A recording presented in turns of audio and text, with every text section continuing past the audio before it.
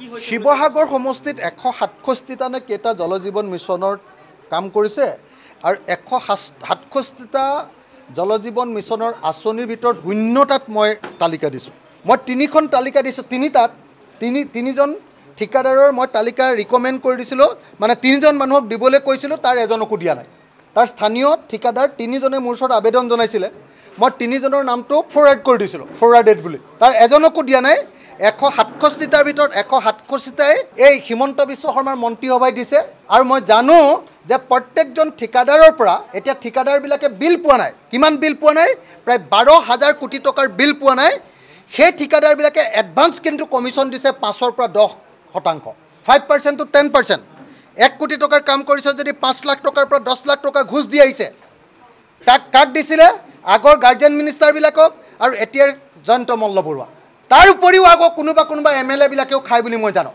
MLA বিলাকৰ 3% জলজীৱন মিছনৰ, MLA বিলাকৰ 3%। চবেই লয় নে নলয় মই নাজানো, কিছুমানে লয় বুলি মই শুনিছোঁ, কিন্তু মন্ত্ৰীয়ে লয়, হয় গাৰ্জেন মিনিষ্টাৰে লয়, নহ'লে জয়ন্ত মল্লবৰুৱাই লয় 5ৰ পৰা 10%। তো আৰু মই চেলেঞ্জ কৰিছোঁ যে মই দিয়া এজনো মানুহে যদি কাম পাইছে জয়ন্ত মল্লবৰুৱাই প্ৰমাণ কৰক।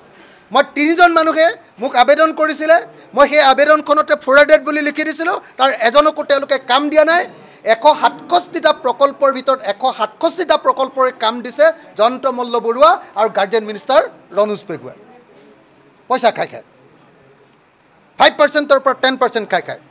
আৰু এতিয়া সেই গোটেইবিলাক PHCৰ গোটেই অসমৰ যিমানবিলাক এনেকুৱা পানী যোগান JJMৰ স্কিম আছে সেইবিলাক চব বগাহাতী হৈছে, পানী নাপায়, বগাহাতী। আকৌ জলমিত্ৰবিলাকৰ সমস্যা আছে, আকৌ পানী যোগান কেন্দ্ৰবিলাকৰ ইলেক্ট্ৰিচিটিৰ বিল দিয়াৰ সমস্যা আছে।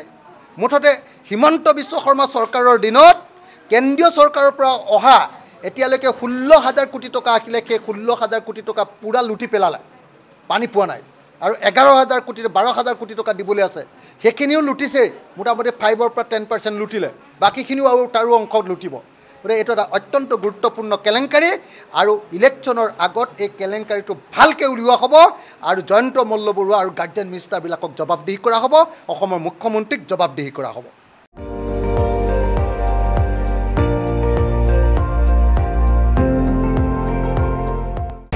আপুনি চাই আছে ND24, সৰ্বশ্ৰেষ্ঠ নহয়, সৰ্বোত্তমৰ দৌৰত।